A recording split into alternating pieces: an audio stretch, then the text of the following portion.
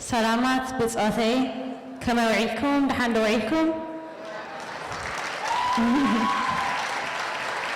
مجمرتك ادني presentation مجمري كمسكنكم دالي كاب قربان رحقن زمت اخم نزو علاك نجار ناخد قبرو عابي مسرح إنا نقصد لنا ناي أب حقوتاتنا ناي ديتاتنا تقادلتنا ناي وارساي ناي إيرتراويانن نخامي جيرنا خنفاقر كنمعبل تأكيبنا محسابنا أزيو حقوستيه.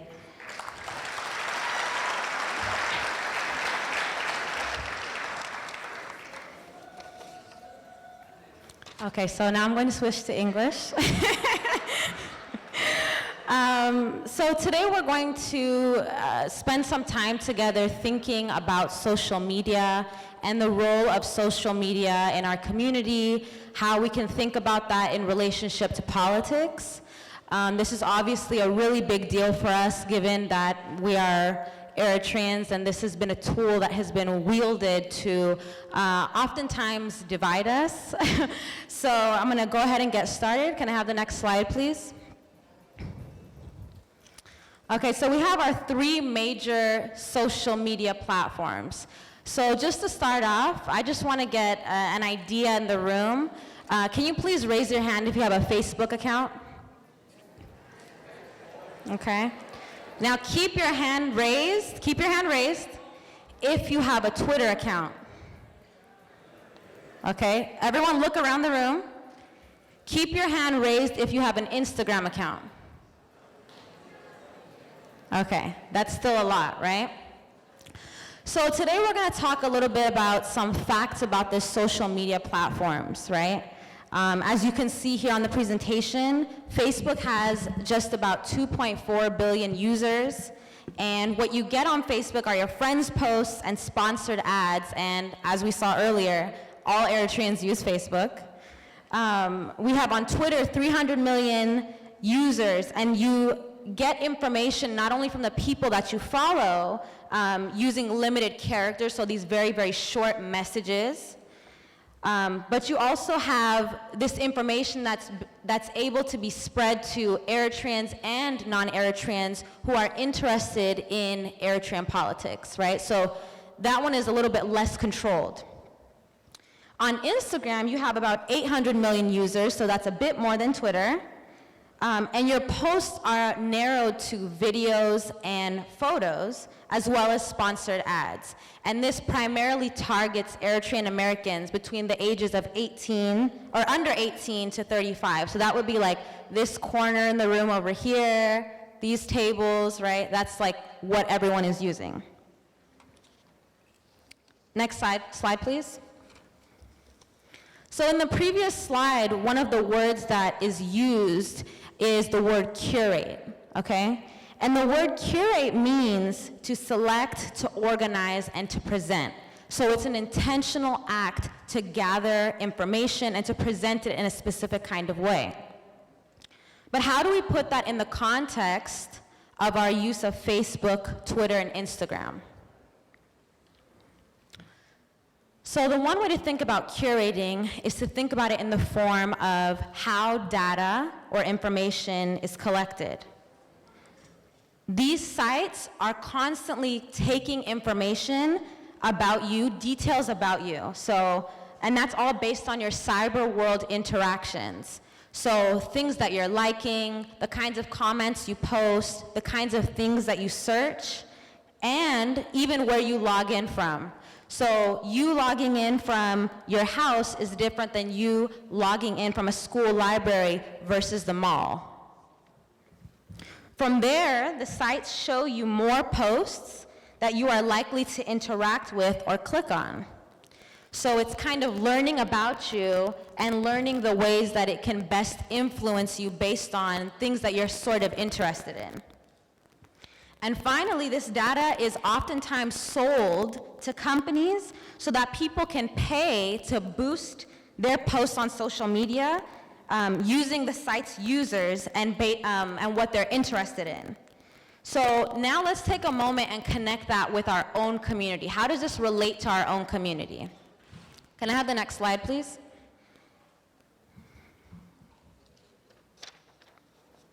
So we know that social media is a very powerful stage in the cyber world, right?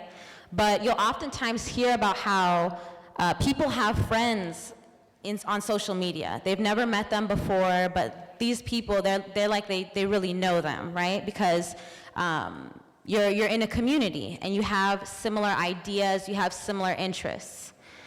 So for us, in the case of Eritrea and the Eritrean community, this has been a double-edged sword, right? How many of you have heard of digital weyana? Raise your hand. Okay. How many of you used to think that that was fake? I kind of thought it was fake. I didn't really understand. It sounds so abstract, right? Because you don't see these people in real life, and you really wonder to yourself, well, are there actually people at home making up accounts, making up information to divide our people? Well, some of the things that we know are that fake accounts are very easy to make, right? It takes maybe 3 seconds. Some of the things that we don't know that we should be very aware about is that likes can be purchased. So this has a great amount of sway in the kinds of posts that become influential and the kinds of rumors and gossip that Eritrean people become interested in and emotionally invested in. One of the other phrases that we've heard, especially as people living under the era of Trump, is the phrase fake news, right? But that's not really new for Eritreans. We're used to fake news. So in the case of fake news, we want to talk a little bit more today and bring all of our attention to political consultancy firms. So has anybody here heard of a political consultancy firm? Yeah, a few people.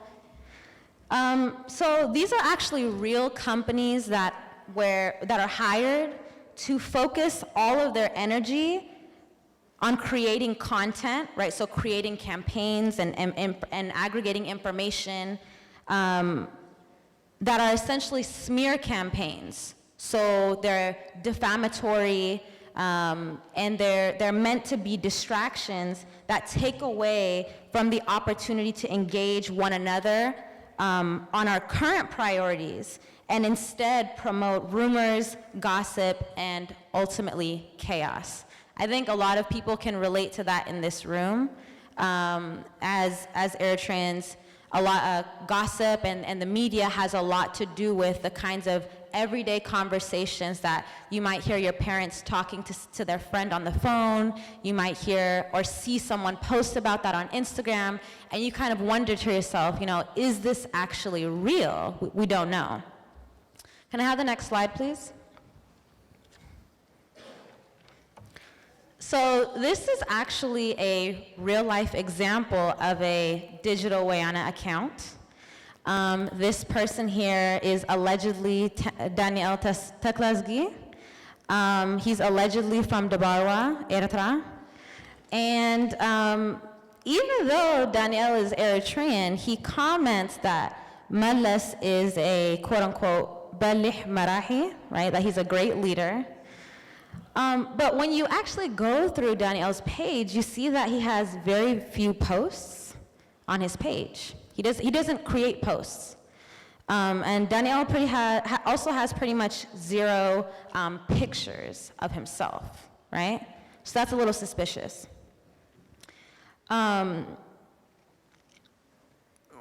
of the reasons why bringing this example to our attention is so important as a practice is because we all have to practice asking these questions whenever we come across these accounts, right? We know that as time goes on, there are new and creative ways to spark divides between us as a community, to spark drama, to create distractions between Eritreans from our most important goals, right? As nationals and as diasporans. So one of the things that I want you all to think about as we're going through this presentation is, how do you, everyone in this room, how do you each all respond to or engage whenever you see these kinds of posts? If you saw Daniel make this comment, what would you think to yourself, and what might you write back to him? Because I think there are some people in this room, they have those really good, Twitter fingers and Facebook fingers, and they know how to respond, they know how to engage these people. Can I have the next slide, please? So I kind of talked a little bit earlier about how you can purchase likes, how you can purchase dislikes. Everyone has probably heard of Samhar Yohannes, right? She's an amazing singer. And she has this song called Tahasab Kayoka, right? This is a love song, and you can see here that this song has 11,000 likes and 30,000 dislikes. That's kind of strange, right? So that's another small thing that you can sort of draw your attention to and ask yourself, why might, hypothetically, 30,000 people dislike a song by Samhar Yohannes about love? That doesn't really make very much sense. Can you go to the next slide, please? So I talked a little bit earlier, I touched on political consultancy campaigns or firms. One example that I really wanted to bring to your attention, especially in the context of Africa, is the political consultancy firm called Cambridge Analytica. This is a British firm, and it was responsible for playing a really important role in the elections in Kenya, both in 2013 and 2017.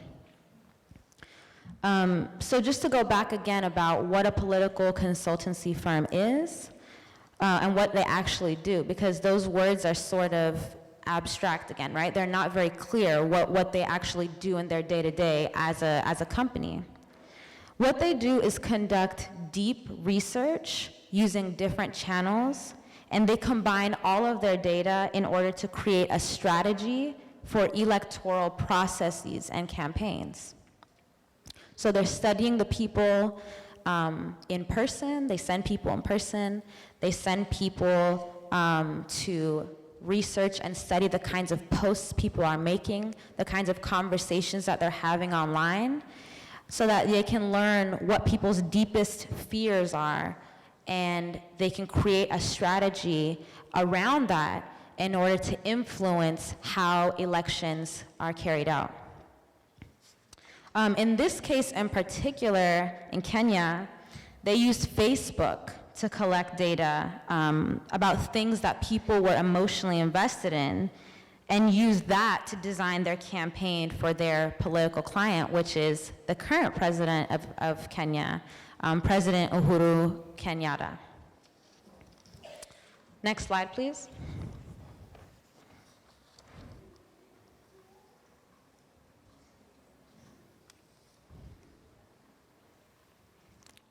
Okay. And can I have the next slide also? Okay.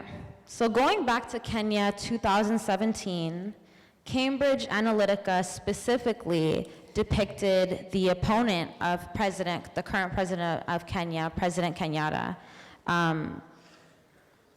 His opponent's name was Raila Odinga. Cambridge Analytica was able to create the picture, create this profile of Raila Odinga as a violent person and as someone who is an Al-Shabaab sympathizer. And on their website, Cambridge Analytica actually described its work in Kenya as, quote, the largest political research project ever conducted in East Africa. So I want everyone to stop and think about that for a second. What does it mean for a private British consulting firm to tinker in the political, the economic, and the social affairs of an African country, and also an African country that it previously colonized, right? especially because this will have lasting effects on the people of this country. So what do you all think the political outcome of that was? Bad, right? Yeah. There was chaos and there was a lot of violence. I want you to go to the next slide, please.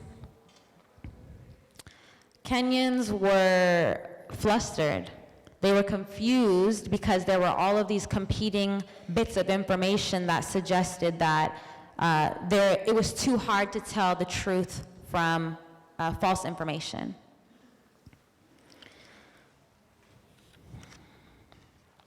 So some lessons that we can learn from our social media reflections today.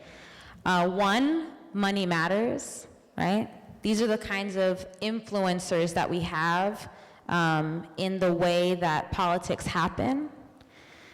The second thing that we can learn is that we need to be mindful of how information is articulated, right? What information is made available or omitted. So just because a certain piece of information is presented doesn't mean that that's the whole truth. There could be pieces of the story that we're missing. Another thing that we can learn is to reflect on and ask yourself questions about why something has occurred. This is something we're very used to in the Eritrean community. There are always articles being written about how X, Y, or Z event has occurred, but the question of why is never really answered. The fourth thing that we can really think about is the modes in which you consume information. Is this story that's being presented to us, is there a single photo that is being used to create this story? Is this a video? If it is a video, what kinds of edits are being made to the video footage? Who are the speakers in the video? What are their backgrounds? And finally, I also want to point our attention to that last photo. This is a really famous photo of a Tagadalit, and you can tell that she's thinking and listening really deeply and critically, and that's something that we also need to practice, right? Listening and processing.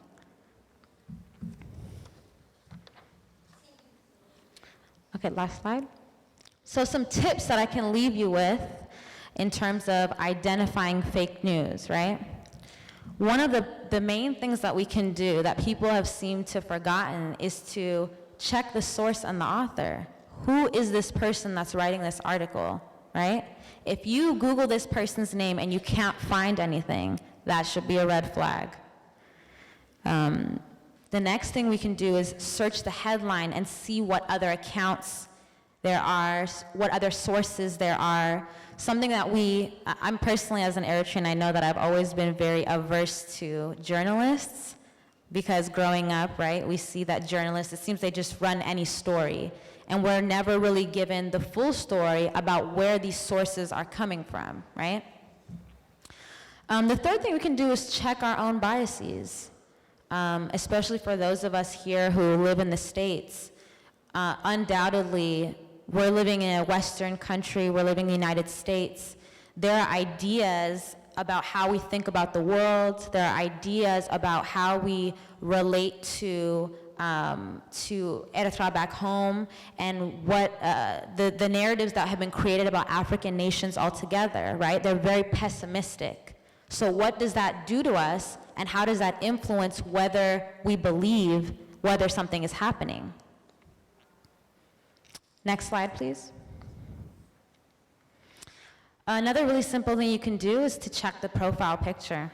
If it's a generic photo of a really beautiful woman or a man, you can actually go on Google Images and see if that's a commonly used photo, and that's probably a red flag that this person is a digital wayane.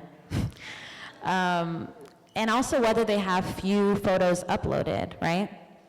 If someone is trying to conceal who they are, they might have an agenda behind this account. And of course, message them and see if they respond. A lot of them are really big and tough in the comments section, but they won't respond to you if you actually try to reach out to them.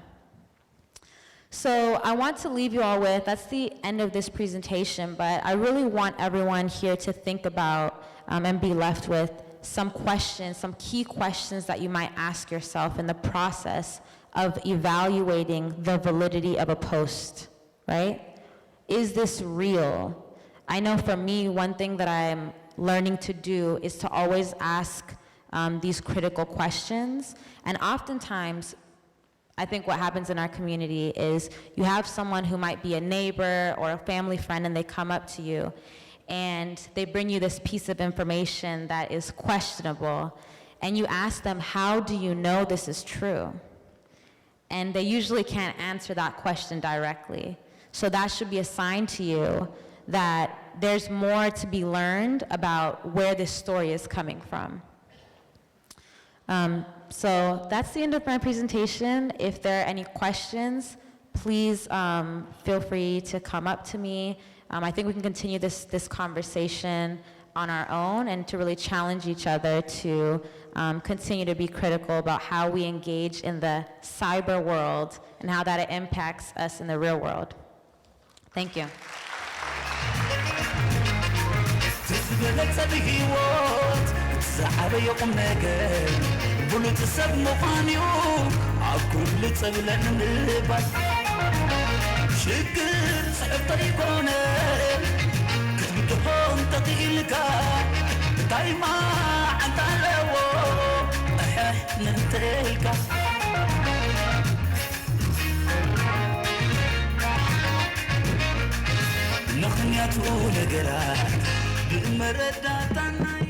Give it up for Dina Asfaha.